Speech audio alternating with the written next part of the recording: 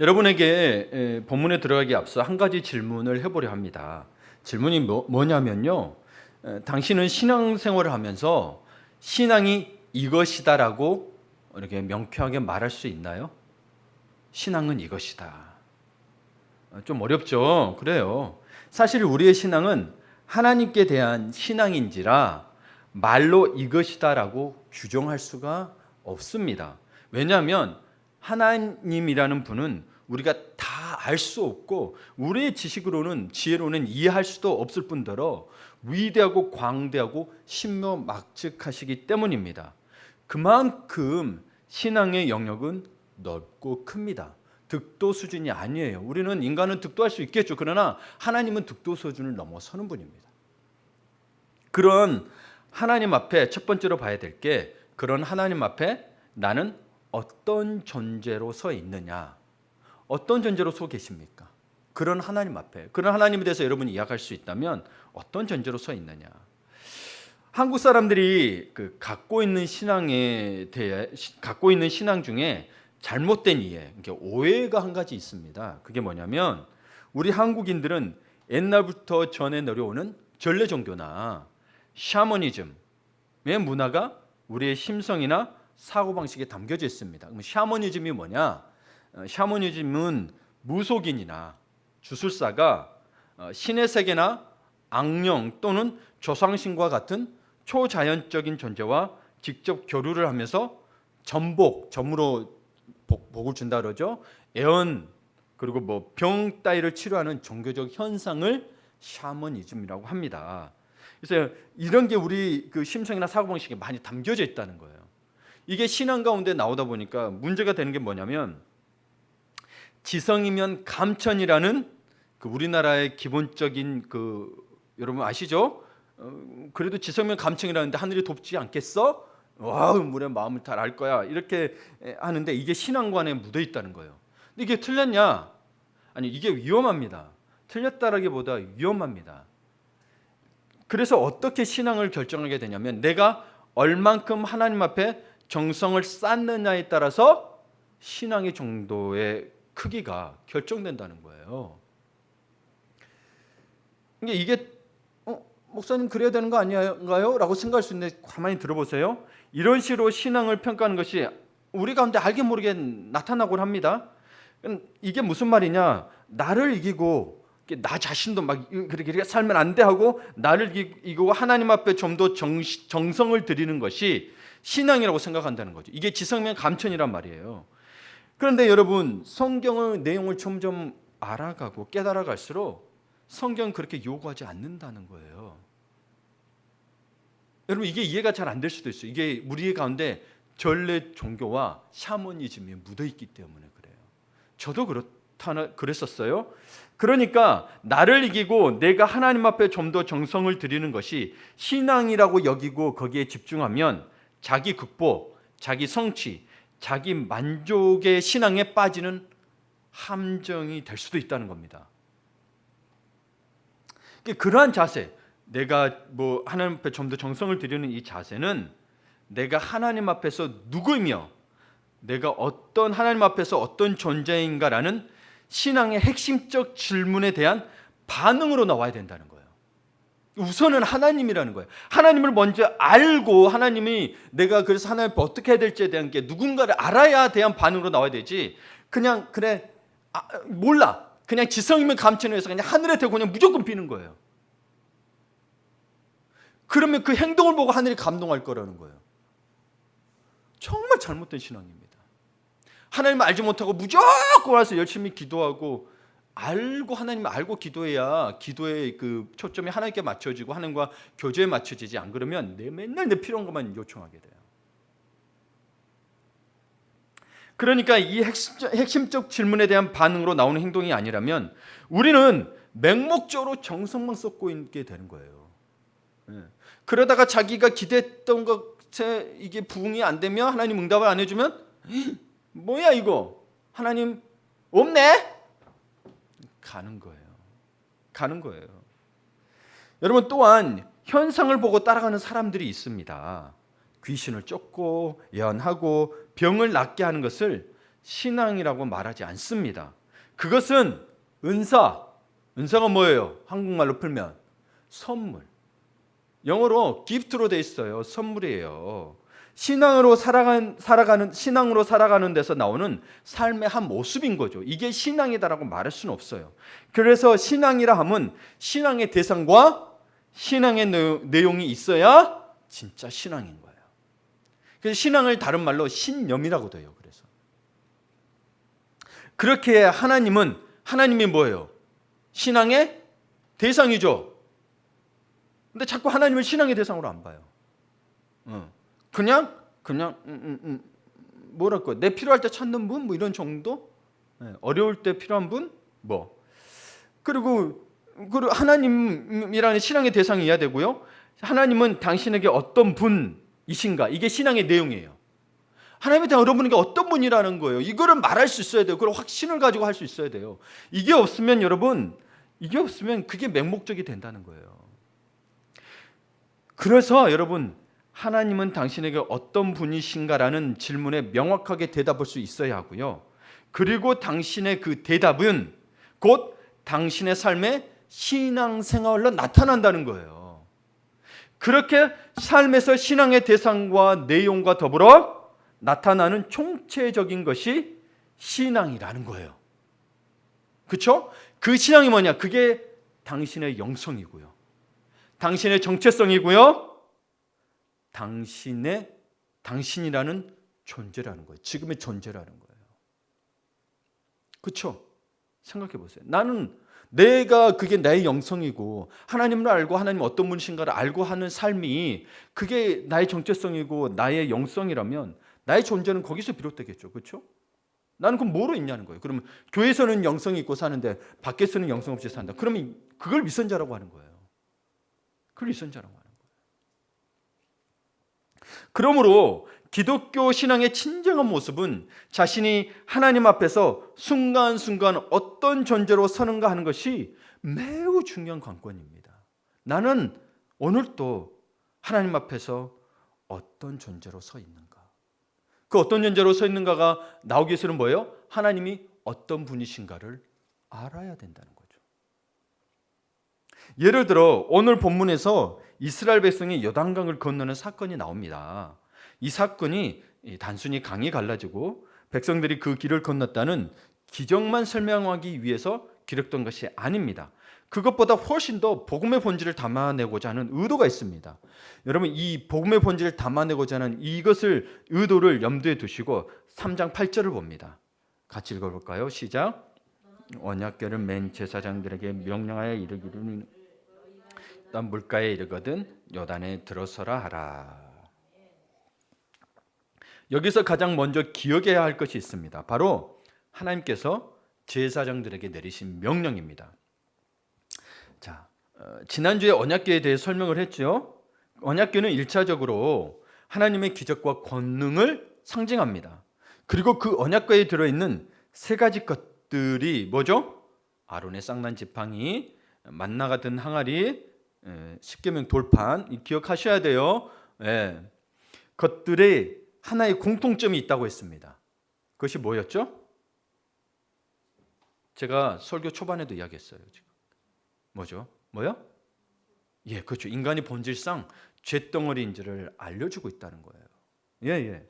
그래서 세 가지 물건이 담겨진 언약궤 위에 대제사장이 1년에 한 번씩 지성소에 들어가서 뭘 부어요? 어린 양이 흘린 피를 붓죠. 예, 그런 거예요. 그 안에 들어있는 게 죄성을 나타내기 때문에 이 어린 양의 피가 없이는 씻김이 없다라는 걸 의미하는 거예요. 그래서 이 법궤는요, 인간이 얼마나 긍휼히 여김을 받아야 하는 존재인지, 얼마나 어린 양의 보혈이 필요한 존재인지를 기억나게 하는 물건이었던 거예요. 그렇죠? 그래서 그것을 또 뭐라고도 불러요? 이 언약궤를 시은 좌라고도 부르죠. 네. 어떤 거예요? 은혜의 자리라는 거죠. 은혜의 자리라고 말하고 있는 거, 시은 좌. 자비의 자리. 그러한 법궤가 지금 제사장들의 어깨에 메어져 요단으로 들어갑니다. 이것은 무엇을 상징할까요? 언약궤가 먼저 들어간다는 것은 이 백성들의 구원을 위해서 오셔서 그들의 죄를 대속하여 죽으실 어린 양의 죽음, 곧 예수 그리스도의 죽으심을 나타냅니다. 그래서 세례 요한이 요단에서 세례를 받으러 오시는 예수님을 보고 보라, 세상 죄를 지고 가는 하나님의 어린 양이로다 하고 백성들에게 소개하는 겁니다. 예. 그리고 나서 여러분 보세요. 이 예수 그리스도의 죽음을 나타낸다 그랬죠. 그리고 오늘 본문의 10절을 보면 이렇게 말씀하십니다. 또 말하되 살아계신 하나님이 너희 가운데 계시사 가나안 족속과 헷 족속과 히 족속과 브리스 족속과 기르가스 족속과 아모리 족속과 여부스 족속을 너희 앞에서 반드시 쫓아내실 줄을 이것으로써 너희가 알리라. 두 번째로 여러분은 알아야 되는 게 이것으로서도 너희가 알리라. 이게 무슨 말이냐는 거예요. 이것으로서 너희가 알리라. 자, 10절을 보시면 알겠지만 어린 양의 죽음을 상징하는 하나님의 언약궤가 요단강 속으로 들어가는 일로 이 일이 가나안의 7 족속을 다 내쫓으실 줄을 알게 될 것이라고 합니다. 이게 뭐예요? 7 족속을 쫓아내는 것과 어린 양의 죽음을 상징하는 언약궤가 요단강으로 들어가는 것이 무슨 상관이 있는 것일까요? 그렇죠? 이게 무슨 상관이 있기에 7 족속이 쫓겨난다는 거예요. 이거 로마서 8장 32절을 봅니다. 이건 같이 보고 있습니다. 자, 시작. 자기 아들을 아끼지 아니하시고 우리 모든 사람을 위하여 내주시니가 어찌 그 아들과 함께 모든 것을 우리에게 주시지 아니하겠느냐. 아멘. 예. 구원 받았어요. 씻김을 받았어요. 요단에 들어가서 씻김을 받았고 다 내려놨어요. 그리고 또 하나님께서 모든 것들을 아낌없이 우리를 주신다는 이야기예요. 그러니까 이 말씀은 아들의 십자가에 죽기까지 죄값을 지불하신 하나님께서 무엇이 아까워서 아들까지 주신 분이 뭐가 아까워서 다른 것을 우리에게 안 주시겠냐는 것이에요. 그러니 시작이 뭐예요? 예수 그리스도의 보혈의 그 피값을 깊이 알면요, 여러분이 하나님 주실 게 다 믿어져요. 이거 안 주시면 나에게 이게 안 주신 게 더 나한테 유익이 되기 때문에 안 주시는 거예요. 이게 보이기 시작한단 말이에요. 근데 우리는 아니에요. 이게 예수 그리스도의 보혈을 깊이 알지 못하면 안 주신 것만 눈에 들어와. 그게 은혜인 줄을 모르게 된다는 거예요. 즉 어린 양의 죽음으로 우리에게 베풀어 주시는 은혜와 계획이 끝나는 것이 아니라 우리 속에 있는 옛사람의 모습과 우상숭배의 마음까지 다 몰아내 주시겠다는 거예요. 7 족속을 쫓아내는 그 의미가 그거라 그랬잖아요. 우상숭배가 다 쫓아내는 거예요. 이게 쫓아내지 않으면 여러분 과거로 돌아가게 되는 거예요. 출애굽 않고 그냥 아직도 애굽에 살고 있게 되는 거예요. 노예 생활로. 근데 그걸 누가 해주시겠다는 거예요? 하나님께서 친히 해주시겠다는 거예요. 예수 그리스도의 보배로운 피, 그 엄청난 대가를 지불하시고 우리를 사셨습니다. 그래서 우리가 마음대로 인생을 살도록 내버려 주지 않으시겠다는 것이에요. 이게 얼마나 또 감사해요. 여러분 피값으로 샀는데, 아들의 피로 샀는데, 여러분 생각해 보세요. 여러분도 생각해 보세요. 만약에 여러분의 사랑하는 자녀들이 어떤 사고로 해서 이게 좀 죽음을 맞이해서 기증을 했어요. 근데 그 아이가 기증한 게 뭐 눈을 기증할 수도 있고 뭐 심장을 기증할 수도 있고 뭘 기증할 수 있겠죠. 그러면 여러분 서로 그 사람한테 알려주지 않지만 만약에 알았다고 생각합시다. 그러면 내 아들 같아서 여러분 가서 보고 싶지 않겠어요? 근데 그 사람이 내 아들의 막 심장을 받았고 그런데 막 술 마시고 담배 피우고 허투루 살아. 마약하고. 속상해요, 안 속상해요? 미칠 노릇이에요. 나는 그게 아들로 보이거든. 내 아들 심장고 있다고 하니까. 근데 여러분 봐보세요. 하나님은 인간이 아니시지만 하나님도 독생자는 표현을 쓰셨어요. 이 예수 그리스도를 참으로 사랑하십니다. 근데 핏값으로 줬대요. 근데 여러분 핏값만 받고 막 살기를 바라실까요? 아니란 말이에요. 아니란 말이에요. 사랑하는 성도 여러분, 여러분이 하늘빛 교회에 오셔서 한 가지 자극받는 부분이 있다면 바로 신앙과 삶이 같아야 한다. 교회에서와 일상에서의 삶이 다르지 않아야 한다라고 목사가 계속 이야기하고 있어요. 여러분 생각해 보세요. 큰 교회 다니거나 사람을 사랑하기보다는 눈치 보는 곳에서는 교회에서 할 일만 하면 일상에서 무엇을 하든지 간섭을 잘 하지 않습니다. 그래서 큰 교회 다니시는 분들은 대부분 그 간섭받지 않으려고 하는 분들이 꽤 많습니다. 주일날만 왔다 갔다 해요. 그러나 하늘빛 교회는 자꾸 간섭하는 것 같습니다. 그렇죠? 근데 여러분 깊이 봐보세요. 제가 간섭하는 것이 아닙니다. 저는 하나님의 말씀이 간섭하도록 계속해서 말씀을 듣고 생각하는 자리를 만들 뿐입니다. 여러분 저하고 같이 사는 건 아니잖아요. 그렇죠? 예. 저의 역할이 뭐냐? 그러니까 저의 역할은 그분의 말씀이 여러분에게 간섭하도록 돕는 게 저의 역할일 뿐인 거예요. 제가 간섭하는 게 아니에요. 저는 그냥 하나님의 말씀의 통로로 쓰임받는 것뿐이지. 잘라낼 것은 잘라내고 몰아낼 것은 몰아내면서 하나님이 친히 우리 인생의 간섭하심을 받아들여야 합니다. 예. 여러분 아시죠? 여러분 잘라낼 게 뭐고 몰아낼 게 뭔 줄 아시죠? 근데 그게 제가 하는 게 아니고 저는 하나님 말씀 하는 건데 목사가 뭐를까지 간섭에 그러지 마시고 하나님이 여러분의 인생에 간섭을 친히 간섭하시기 때문에 그런 거예요. 만약에 그런 게 말씀에 없고 저 사람을 돌봐야 되는 게 없다면 제가 왜 하겠어요? 말씀이 없는데. 안 그래요? 하나님의 사랑이 없는데 제가 왜 하겠어요? 그렇죠? 생각해 보세요. 제가 하는 게 아니에요. 하나님은 그렇게 할 수도 저에게 하시는 거고 하나님이 여러분에게 그렇게 간섭하기를 원하신다는 사실을 기억해 주시기 바랍니다. 예. 그래서 우리를 그러니까 여러분 가나안 원주민을 쫓아내겠다는 말씀은 구속의 은혜를 베푸시는 것으로 끝 이렇게 생각하시면 안 된다는 거예요. 뭐예요? 그 구원이 완성되기까지 우리를 향하신 하나님의 열심, 하나님의 계획, 하나님의 의지, 하나님의 영원하심을 선언하는 놀라운 복음의 선포인 거예요. 우리를 끝까지 포기하지 않으시겠다는 거죠. 여러분 죽어서 천국에 가야 가지 마지막 때 어떻게 될지 누가 알아요? 배신할지. 안 그래요? 그리고 내가 믿었다고 하지만 내 믿음이 잘못된 믿음일 수도 있는데 그것이 그 믿음이 진짜라고 이게 말해 주실 분은 판단해 주실 분은 우리 하나님밖에 없지 목사가 해 주시는 것도 아니고 여러분 옆에 누가 해 주시는 것도 아니에요. 왜? 구원은 전적으로 하나님께로부터 비롯되기 때문입니다. 네. 우리를 향하신 하나님의 계획이 이루어지기까지 잘라낼 것은 잘라내시고 쫓아낼 것은 쫓아내시겠다는 말씀인 거예요. 그러면 이게 뭐냐? 그러신가 보다. 하나님 그러신가 보다. 그게 아니고 그 의도는 뭐냐? 우리를 향하신 그게요. 우리를 향하신 하나님의 사랑의 표현이자 구원받았다는 확증인 거예요. 하나님의 간섭을 자꾸 멀리한단 말이에요. 사람들이. 그럼 여러분 이거는 진짜 고민해 봐야 돼요. 내가 정말 구원에 대한 내가 정말 있는가? 하나님이 간섭하시겠다는 거예요. 그럼 그게 하나님의 사랑의 표현이고 내가 구원받은 확증이라고 그랬잖아요. 그러면 여러분 좀 생각해야 되지 않을까요? 이 부분은 제가 구원이 있다 없다 말하기는 어렵지만 여러분 생각해 볼 수는 있잖아요. 그렇죠?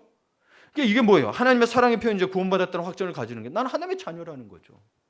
이 간섭이 없다면 이 마음을 가질 수도 없죠. 나는 아들로 살면 돼 이렇게 돼 있는 거죠. 그러니 여러분 그 전능하신 손에 우리가 붙잡혀 있다는 사실을 기억하시기를 바랍니다. 네, 기억하셔야 합니다. 지금 내 모습이 실패한 모습이든 죄를 지은 모습이든 누추한 모습이든 감정적인 모습이든 어떤 모습이든 여러분 전능하신 하나님 손에 붙잡혀 있다는 것입니다. 예. 그런데 우리는 하나님 앞에 나갈 때 자꾸만 조건들을 달곤 합니다. 돈 좀 벌어서 좀 먹고 살만하면 내가 이 모양 이 꼴인데. 근데 성경에 보면 의인은 없나니 하나도 없다고 그랬어요. 여러분 보시기에 뭐 완벽한 저라도요. 물론 완벽하지 않습니다. 여러분 의인이 아니에요. 여러분과 같은 죄인이에요. 같은 죄인이에요. 내 모양 이 꼴인 이 모양 이 꼴인데 저도 그래요. 그러니 여러분 우리가 의인의 모습으로 하나님께 나가는 것은 불가능한 거예요. 네. 그래서 하나님은 우리에게 다른 어떤 조건이 아니라 하나님의 자녀라는 존재로 나오기를 원하시는 거예요. 그냥 은혜로 나와라. 그러고 있는 거예요. 근데 이게 많이 왜곡되고 있다는 거예요. 그래서 여러분 우리 세 번째로 봐야 되는 부분을 보면서 우리가 발견해야 될 부분이 있는데 요단강이 갈라진 진짜 근거. 세 번째가 제가 전할 제목입니다. 요단강이 갈라진 진짜 근거. 이게요 복음과 굉장히 깊은 연관이 있습니다. 그리고 지금까지 이야기했던 하나님의 은혜와 깊은 그냥 그런 거 하나님 은혜예요. 자, 이 부분을 보기 위해서는 11절에서 13절을 보셔야 합니다. 여러분이 한번 읽어 주실래요? 온 땅의 주 언약궤가 너희 앞에 요단을 건너가니 이제 이스라엘 지파 중에서 각 지파에 한 사람씩 12명을 택하라. 온 땅의 주 여호와의 궤를 맨 제사장들의 발바닥이 요단 물을 밟고 멈추면 요단 물 곧 위에서부터 아멘. 여러분 이게 참 이 본문 참 저도 무지했었어요. 제가 무지했을 때는 이 본문을 그 다음과 같은 내용으로 설교하면 저도 아멘으로 화답했던 기억이 있습니다. 지금도 혹시 이렇게 알고 계시는 분들이 있다면 오늘 꼭 기억하시고 복음의 왜곡을 막기를 바랍니다. 그 내용이 뭐냐면요. 이 부분은 꼭 보면 이야기해요. 하나님은 다 해줄 수 있는 분이지만 우리의 믿음을 시험하신다. 그래서 요단강을 갈라주실 것이지만 제사장들의 발이 요단물에 잠길 때 그들의 믿음을 보시고 요단강을 갈라주셨다. 그렇죠. 여러분 그래서 많이 강조하죠. 제사장들의 발이 그렇게 순종했을 때 맞는 거죠. 그렇죠. 근데 제가 왜 이렇게 할까요? 이상하죠. 그렇죠. 이 해석의 오류를 보면 요단강이 갈라지는 이 사건이 제사장들의 믿음과 행위에 초점이 맞춰져 있다는 겁니다. 제사장의 믿음과 행위로 말미암아 이 물이 갈라진 게 아니란 겁니다. 이거 그래서 못 들어보셨을 거예요, 여러분. 왜 그러죠? 제사장님 발이 당해서 갈라진 거 아닌가라고 지금 여러분 그렇게 생각하고 있었죠? 그래서 많은 목사님들이 그러니 믿음으로 행해라, 발을 물에 담가라고 이야기한단 말이에요. 여러분 근데 이 부분을 이야기해서는 바울 사도를 좀 알아야 됩니다. 바울 사도의 서신서를 보고 특히 로마서를 보게 되면 사람의 믿음과 행위에 의한 구원이 아니라 하나님의 전적인 은혜라고 반복해서 얘기합니다. 구원을. 이걸 놓치고 있다는 거예요. 그러면 여러분 여기에 구원은 제사장이 물에 담가서 요단이 갈라졌더라면 오류가 생기게 됩니다. 그래서 성경을 부분적으로 보면 안 돼요. 복음을 깊이 깨닫지 못한 설교자들은 그렇게 설교하는 거예요. 제사장들이 순종해서 요단에 발을 들여놓아서 물에 갈라진 기적이 일어날 것이다. 그러니 순종해라. 이런단 말이에요. 복음의 깊이를 모르는 거예요. 아닙니다. 절대 그들의 순종 때문이 아닙니다. 그들은 순종한 건 맞아요. 근데 그들의 순종 때문이 아니라는 것은 여러분 자 집중해서 들어봅시다. 지난 주에 6절에서 언약궤를 매는지를 잘 확인하라고 했습니다. 그리고 제가 설교 초반에도 언약궤에 대해서 이야기했어요. 언약궤가 뭐예요? 하나님의 임재가 있는 곳이고 하나님의 자비하심, 곧 어린 양의 속죄의 보혈이 있는 곳입니다. 여러분 누차 이야기하지만 순종으로 구원받는 것이 아니고요. 구원이라는 은혜에 대한 반응으로 순종은 나오는 거예요. 구원에 대한 반응으로 순종으로 나오는 거예요. 자, 요단물이 갈라진 것은 어린 양의 죽음을 상징하는 하나님의 법궤가 요단으로 들어가자 요단물이 그친 거예요. 다시요. 요단물이 갈라진 것은 제사장이 발을 들여놓아서가 아니고요. 언약궤가 어린 양의 죽음을 상징하는, 이게 중요해요. 어린 양의 죽음을 상징하는 그 하나님의 언약궤가 법궤가 요단으로 들어가자 요단물이 그친 것입니다. 다들 이건 빼버리고요. 복음을 깊이 그러니까 여러분 그 봐보세요. 요단강이 끊어지자 그 앞에 뭐가 열리는 거죠? 새로운 살 길이 열리는 거예요. 마른 땅이 생겨요. 물이 갈라지면 어떻게 마른 땅이에요? 그러니까 여러분 이건 거예요. 예수님은 내가 곧 길이요 진리요 생명이니 나로 말미암지 않고는 아버지께로 올 자가 없느니라고 요한복음 14장 6절에 한번 띄워주세요. 14장 6절에 말씀하고 계신 거예요. 그러니까 여러분 이 길이 생기고 이 이스라엘 민족에게 생명이 이게 되고 하는 것은 이 어린 양의 보혈에 있는 언약궤가 들어갔기 때문인 거지 제사장의 순종 때문이 아니라는 거예요. 제사장은 순종해야죠. 근데 제사장의 순종이 여러분에게 구원을 줘요? 아니라니까. 근데 착각하고 자꾸 순종이 구원을 준다고 생각해요. 아니요. 구원으로 말미암아서 순종이 나오는 거예요. 그러니까 이야기는 너 11조 이렇게 바치면 축복 받을 거야. 아니 맞아요. 맞는 말인데 복음은 아니에요. 여러분 구원을 받고 그 다음에 구원 안에서 하나님에 대한 믿음이 생기고 살아 생기니 감사의 마음으로 11조를 드리는 것이 이게 순종인 거지. 여러분 11조를 드려야 복 받는다 그러면 물질의 복음 받으셨지만 그게 여러분 뭐예요? 저주가 될 수도 있다니까요. 하나님을 잘못 알게 되니까.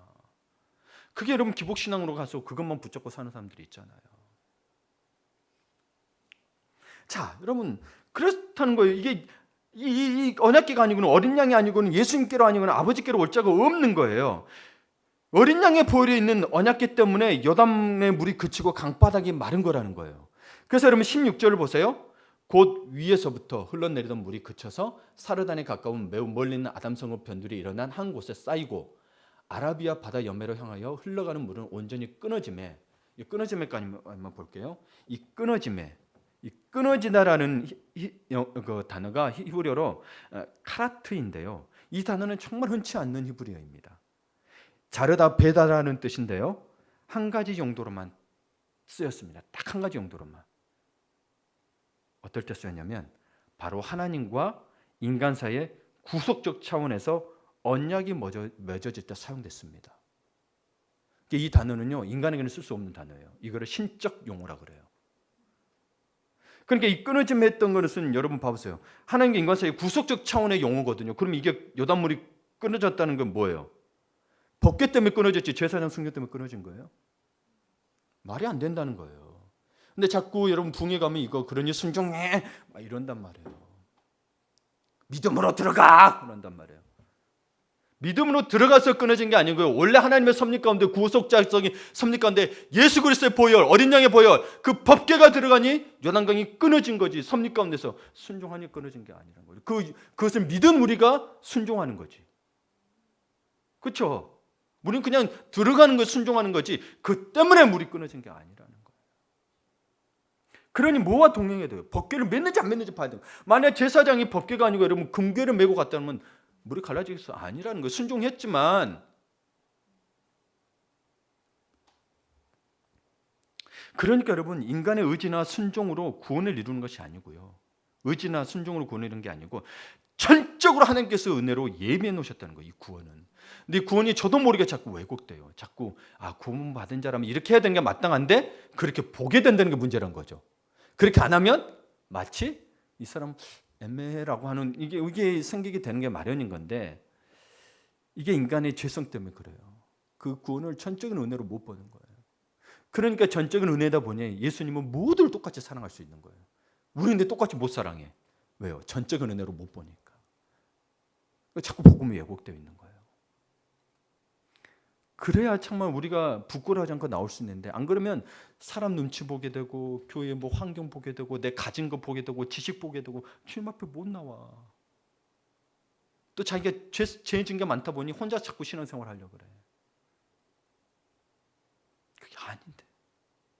이게 행위에 초점 맞춰지고 어떤 거에 의지나 순종에 초점 맞춰져서 그래요. 전적인 은혜. 어떻든 나와라는 거. 어떻든 나와라. 여러분 여기에 감정의 기복이 심하겠어요. 구원은 감정의 기복이 심하다고 해서 없는 게 아니에요.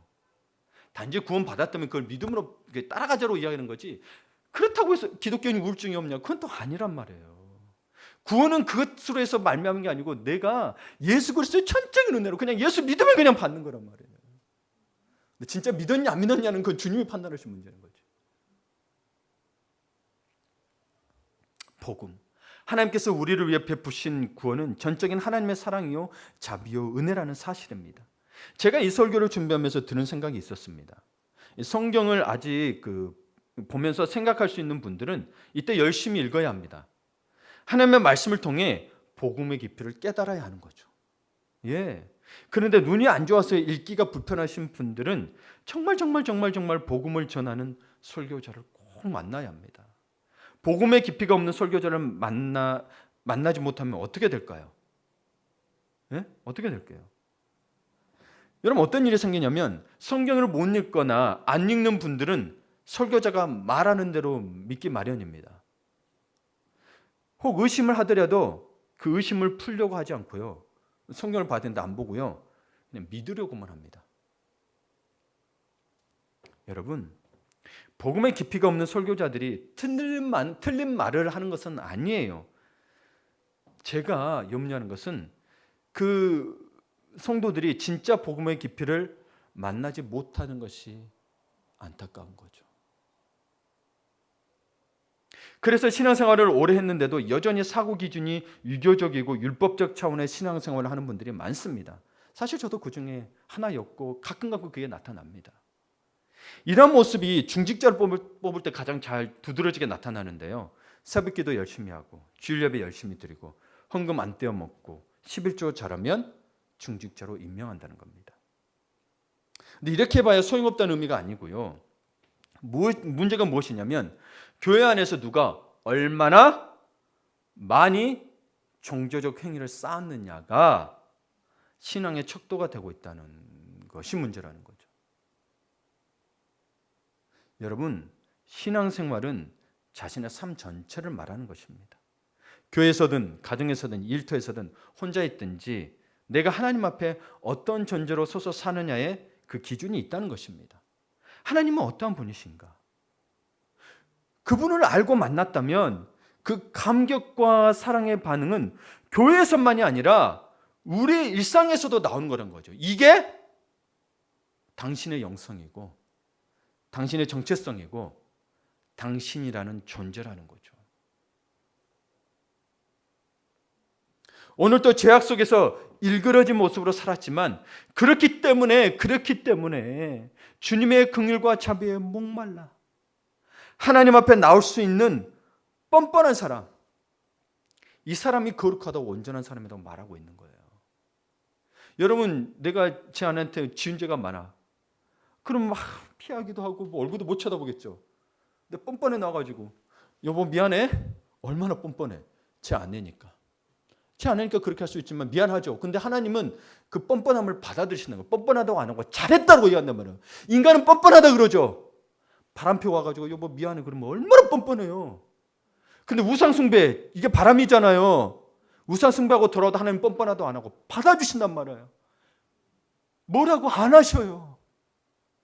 이 은혜가 얼마나 크냐는 거예요. 이 사랑이. 이게 여러분 이 은혜와 사랑의 감격이 없는 삶은요. 여러분 삶을 이겨내지를 못합니다. 그래서 여러분 자꾸 그러면 뭐냐면 이 은혜와 사랑을 알게 되면 조금씩 더 감정도 이겨내고 내 생각도 이겨내고 다른 힘들게 하는 것도 이겨낼 수가 있게 돼요. 왜? 이게 없다는 게 아니고요. 은혜와 사랑이 더 크거든 그것보다. 이걸 아셔야 돼요. 이게 없다는 게 아니에요. 이 은혜와 사랑이 너무 크니까 이거 바라보니까 이게 잊혀져 버려요. 그러니까 이걸 바라보지 마시고 제발 하나님께 초점을 맞추라고 하는 거예요. 네. 하나님께만 이 사랑과 은혜가 너무 크니 이게 다 잊혀지는 거예요. 여러분 여기에 슬픔 안 당한 사람 있어요? 아픔 안 당한 사람 있어요? 없어요. 여러분이 몰라서 그렇지. 지금 더 심한 고통에서 살고 있는 사람도 있어요. 여러분 오히려 생각해 보세요. 사실 이런 마음이 있어요. 얼마나 미우면 배우자가 저 사람 빨리 죽어버렸으면 좋겠다고 해요. 여러분 살아있는 게 더 고통이 되는 때가 더 많아요. 여러분 모르시죠? 여러분 곁에 없다고 해서만 힘든 게 아니에요. 살아있는 게요 죽고 이 세상을 살기 싫은 만큼의 고통으로 다가올 때가 있어요. 그걸 안 당해본 사람은 몰라요.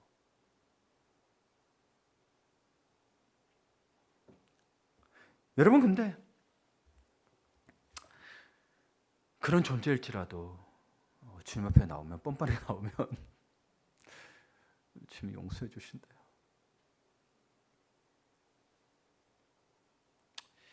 여러분 저는요 죽일 죄인이니까요 소용없어요 그치지 말고 그러니까 주님이 필요해요라고 하셔야 되는 거예요.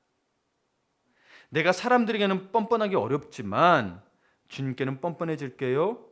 주님은 저의 아버지잖아요. 그렇게 나가시면 됩니다.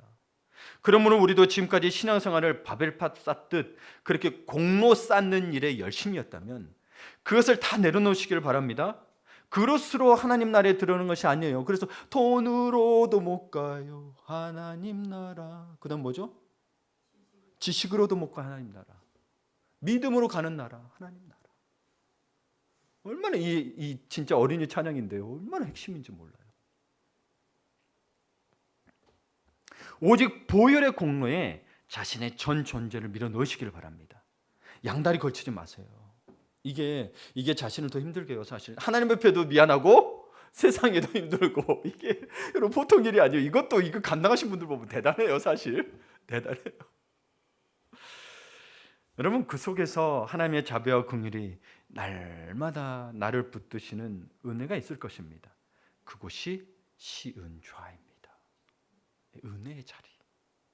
네 번째로 여러분 마른 땅도 만들어 주십니다. 이게 뭐예요? 하나님이 내신 길이라는 거예요. 하나님이 내신 길. 오늘 제목이 그렇죠. 하나님이 내신 길을 갑시다. 17절을 봅니다. 한번 읽어주실래요? 여호와 언약궤를 맨 제사장들은 요단 가운데 마른 땅에 굳게 섰고 그 모든 백성이 요단을 건너가 가기를 마칠 때까지 모든 이스라엘은 그 마른 땅으로 건너. 여러분 여기서 한번 상상을 해보셔야 돼요. 요단이 갈라졌어요. 여기 보면 여러분 보면 15절을 보면 그 시기에는 곡식 거두는 시기죠. 그래서 엉덩이까지 넘쳤어요. 그래서 물이 깊어요. 물이 깊어요. 그래요. 그러면 여러분 요단이 갈라졌다고 칩시다. 갈라진 것도 대단하죠. 그렇다고 해서 여러분 즉시 건널 수 있을까요? 예, 못 건너죠. 왜냐하면 강바닥은 진흙 같아서요. 발이 푹푹 빠집니다. 못 건너갑니다. 못 건너갑니다. 건널 수가 없습니다. 그런데 오늘 본문에서 보니 이스라엘 백성이 마른 땅을, 무슨 땅? 마른 땅을 건너갔다고 말합니다. 어떻게 그들이 마른 땅을 밟을 수 있었을까요? 하나님이 그렇게 하신 거죠. 그래서 여호수아 4장 23절을 봅니다. 자, 같이 읽어볼까요? 너희 하나님 여호와께서 요단물을 너희 앞에서 마르게 하사 너희를 건너게 하신 것이 너희 하나님께서 여호와께서 우리 앞에 홍해를 말리시고 우리를 건너게 하신 것과 같았나니. 뭐가 같대요? 홍해를 건너게 하신 것과 같았대요. 그때 홍해를 건너게 하실 때 동풍을 불어서 가르시고 바닥을 마르게 하셨거든요. 여러분 순식간에 뿅 하고 됐다면 하나님이 하신 줄도 모를 거예요. 그걸 광경을 지켜보는 게 어마어마한 거예요. 그게 여러분 오히려 그게 더 어려워요. 한 번에 뿅 한 것보다도요. 오래 지속되고 이렇게 갈라지는 거 보고 있으니 와, 장관이지 않아요? 하나님이 요단을 건너게 하실 때 마른 땅으로 건너게 하신 것은 그들의 조상들이 홍해를 건너게 하실 때와 똑같이 하셨다는 것입니다. 그리고 여기에서 주의해 볼 말이 있습니다. 17절을 보면 모든 백성이 요단을 건너기를 마칠 때까지. 이 말을 좀 여러분 기억하십시오. 누군가는 앞장서고 빠릿빠릿하고 책임감이 있을 수 있습니다. 누군가는 의심이 많을 수도 있고 더디기도 하고 아프기도 합니다. 여기서 우리는 두 가지를 볼 수 있어야 합니다. 더딘 자들, 연약한 자들을 다른 이들이 도며 건넜을 거라는 겁니다. 그렇죠? 그러면 이게 무슨 의미일까 생각해 보세요. 또 그리고 더디고 연약하다고 해서 안 건너는 게 아니라 함께 건너야 한다는 것입니다. 그러므로 더디고 연약한 자들이 이끌기 위해 영적 리더들이 세워져야 하고 더디고 연약한 자들은 자신의 기질, 상황, 환경을 탓하지 말고 영적 리더들을 따라가야 한다는 것입니다. 하나님에게 주신 구원은 모두에게 똑같이 은혜로 주어진 것입니다. 강물이 끊어지고 강바닥이 말랐습니다. 함께 건너야 합니다. 왜냐고요? 그곳이 하나님이 내신 길이기 때문입니다. 아멘, 아멘. 우리 함께 찬양하고 기도하겠습니다.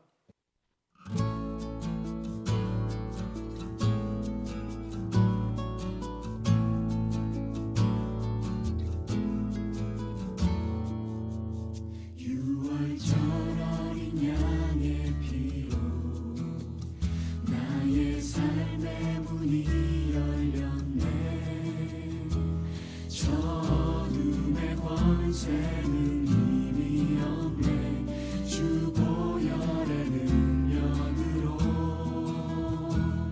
원수가 날 정죄할 때에도 난 의롭게 설 수 있네. 난 더 이상 정죄함 없네. 난 주 보혈 아래 있네.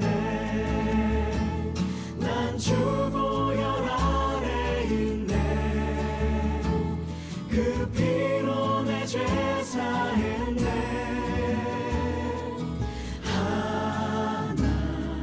하나님의 긍휼 날 거룩해 하시었네. 난 주 보혈 아래 있네. 난 원수의 어떠한 더 이상 넘어지지 않네. 난 주 보혈 아래 있네.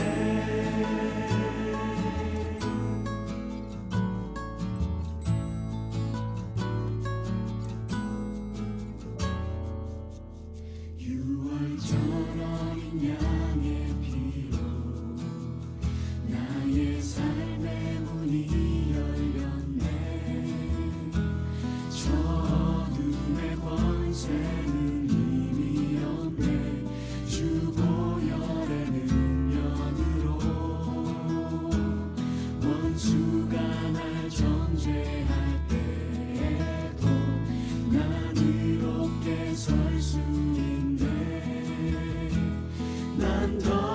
이상 정죄함 없네. 난 주 보혈 아래 있네. 난 주 보혈 아래 있네. 그 피로 내 죄 사했네. 하나님의 긍휼 날 거룩해 하시었네.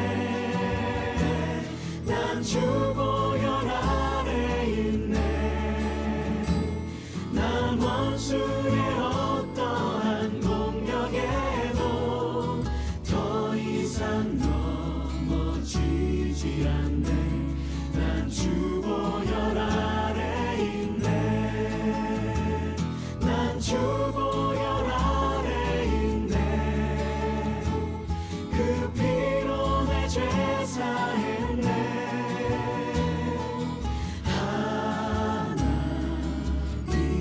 긍휼 날 거룩해 하시었네. 난 주 보혈 아래 있네. 난 원수의 어떠한 공격에도 더 이상 넘어지지 않네. 난 주 보혈 아래 있네.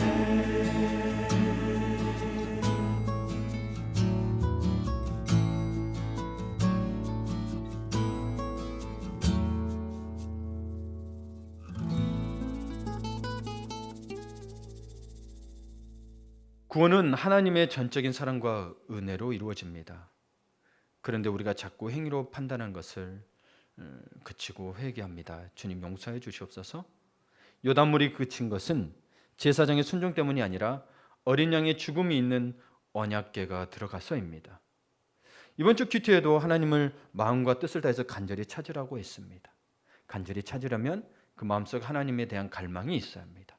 그 갈망은 하나님의 사랑과 은혜, 곧 복음의 깊이를 만난 자라면 갖게 되는 귀한 보물 같은 것입니다. 그 은혜를 만난 자라면 갖게 되는 보물 같은 것입니다. 그 갈망함이 있기에 또 하나님 말씀에 순종하게 됩니다.